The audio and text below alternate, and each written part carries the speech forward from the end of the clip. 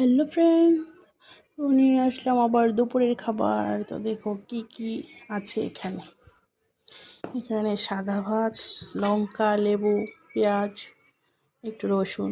এখানে আছে আচার, মিক্সড আচার, মানে টক জাতীয় সব কিছু। মানে টকটা খেতে তো আমার ভীষণ ভালো লাগে, ভীষণ। এখানে আছে মাছের ডিম, ফুলকপি আর দেশি আলু আর পেঁয়াজ কলি দিয়ে ভাজি আর মাছ ভাজি। আর আমার মাছের ঝোল থেকে ভাজিটা খেতেই ভীষণ ভালো লাগে।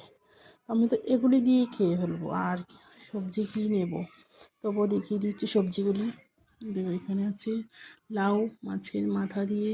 এইখানে দেখো